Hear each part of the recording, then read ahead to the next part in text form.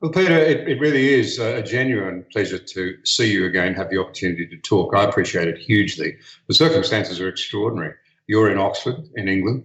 I'm in northwest New South Wales on a farm, and yet we're able to communicate by means of modern technology. And thankfully, the sound and visual quality look very good tonight. But I wanted to talk with you, and thank you so much for your time, about COVID-19, coronavirus.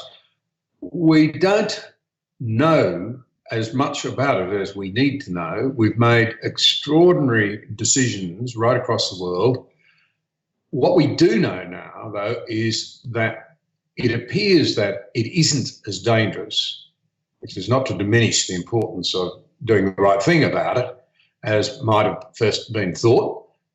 On the other hand, what is now evident is that coming on the back of the mess that was never cleaned up after the great financial crisis of 10 or 12 years ago, this is going to reshape the global economy, our societies, the strategic architecture of the world will be very different indeed.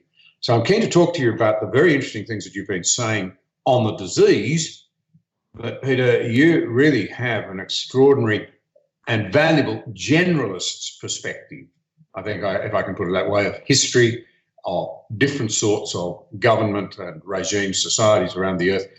We need to establish some principles, I think, in the West in particular, as to how we might re-establish our freedoms and some degree of economic autonomy and future. So thank you again for joining us. Now, as I touched on, we don't know, it's surprising to a layman who's not a scientist, just how little we seem to know even now about the epidemiology of C19, as it's known. You've been making the point that we have three essential problems: a lack of knowledge of the necessary figures to know how dangerous the virus is, the fact that many may get it but show no symptoms, and we learn more about that every day, and the crucial distinction between, as you put it so succinctly, between dying with C19 and dying of it. Can I ask that you just unpack the very interesting and I think important perspective that you've had on this debate? Yes, of course. And I should stress here that I make no claims to expertise in this matter. What I have done is I've started from the basic principle of almost all journalistic inquiry, and indeed almost all inquiry in the modern world, which is the great statement by Otto von Bismarck, never believe anything until it's been officially denied. Start from a position that you don't know, and that the authorities don't necessarily know either, and ask questions. And what I have found is that a number of prominent and highly qualified people, and I will name them in most cases here, have serious doubts about what we're doing. The first of them is Professor John Ioannidis of Stanford University in California, who believes that the supposed mortality rates from COVID-19, which have been suggested, are completely and utterly misunderstood by those who are putting them forward and are based on statistical nonsense. His work is well worth consulting. Secondly, and this is by no means the only person in this position, a very prominent and distinguished professor of medical microbiology in the University of Mainz, one of the main seats of learning in Germany, Professor Sucharit Bhakdi, has made two major interventions in the politics of his country, saying that the shutdown of the economy is wrong and disastrous. Particularly, he argues that it's disastrous for the very large number of healthy old people in our societies who rely very much both on social contact and on exercise to sustain their health, and who, if this is prolonged, will be severely and permanently damaged. And he foresees quite a large number of deaths resulting from this. And so if we're trying to put this as some people try to suggest, as a crude question of life versus money, it isn't. The loss of life from this policy is potentially considerable. And you see also in the experts from Sweden who are continuing to insist that their government behaves like a normal government and takes a moderate and proportionate action rather than precipitate and extreme action, that they also doubt very considerably the extraordinary social, economic, and political experiment being engaged on by so many major Western countries, who are in truth the outliers and the eccentrics in this, of shutting down their economies, of making attacks on personal liberty, and it seems to me, of intensifying the economic crisis you mentioned earlier, which has almost entirely dropped off the front pages of the newspapers and off the major bulletins, despite being an enormous and grave event in the economic history of the world, and like the tumbling of the stock markets, the falls of certain currencies, the general declines in economic activities were bad to start with. But if you survey what's going on in my country, the absolute devastation, particularly of small businesses and the service industry, which simply cannot afford to pay their bills, the growing number of companies which have simply thrown themselves on the mercy of the government, which from somewhere or other, I know not where, is proposing apparently to produce something like 30 or 40 billion pounds sterling to pay people for doing nothing for several few months. And I just look at it with astonishment. I've never seen anything like it in my life. I think, is the world now being run by teenagers? Does nobody know anything?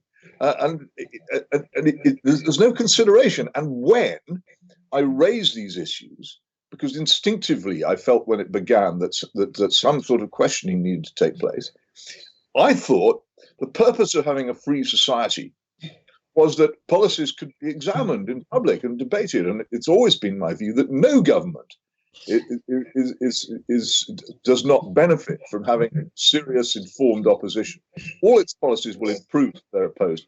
And the response from other people in the media, from people on social media, was vituperation, four-letter words, insults, and shouts of rage. I should even dare to question this policy. And I find this astonishing, this atmosphere of total belief in what Big Brother tells us, and this collapse into the arms of Big Brother by supposedly free societies with long histories of public debate. It's most dispiriting, and I fight against it. But I have to tell you, there are moments when I think that really we have reached something very like the end of civil society. Well, I think that's an interesting set of perspectives. I take it, to divert for a moment, you have seen and written very, very powerfully about the way in which the authoritarian regime that you experienced in Russia stripped the soul out of the place, Yes. And left people in a very bad state indeed. And as I understood it, you were saying, why would we voluntarily take on the attributes of an authoritarian state where the party is always right in the West, when we've seen how ugly it is when it's forced upon you? Well, quite. And here is the astonishing thing. Although the Soviet Union demanded a public concession that the government was always right and the party was always right and there was no alternative to the Communist Party's regime, everybody knew that from the intelligentsia downwards, right down to the miners of Kemerovo in Siberia, nobody took any of this stuff seriously. People went to the Marxists and Leninism classes and trotted out and parroted the rubbish they were taught. They didn't believe it. What's absolutely astonishing in modern Western societies is that people actually believe the government propaganda which they're fed and get quite angry if anybody challenges it. And tell you, I'm watching at the moment, the first chance I've had, the extraordinary dramatization of the Chernobyl affair, which is now available. And of course, one of the most striking things about it is the initial desire of the authorities to suppress news of the event, and they found they couldn't, but they would have done if they could have done. And of course, also to prevent the expression of dissent. And you see, and that is why the Chernobyl disaster happened. Because there was no dissent, because there was no examination of government policy, because competence was not valued highly enough, because authority was valued too highly, and because debate wasn't allowed. And you look on it with horror, and you think, why would anybody wish to recreate one of the most disastrous societies that ever existed on the face of the planet? We seem to be tending in that way. And there's also something remarkably Soviet, almost Frankensteinian, about the belief that by government action you can slow the spread of a virus. It seems to me to be hubristic to imagine that human action can fight such a natural phenomenon. And I'm not at all sure that we even understand the nature of what it is that we're fighting. Thank you for watching this episode. We appreciate your support. If you value vital conversations like this one, be sure to subscribe to the channel there and also click the notification bell to stay up to date with new releases.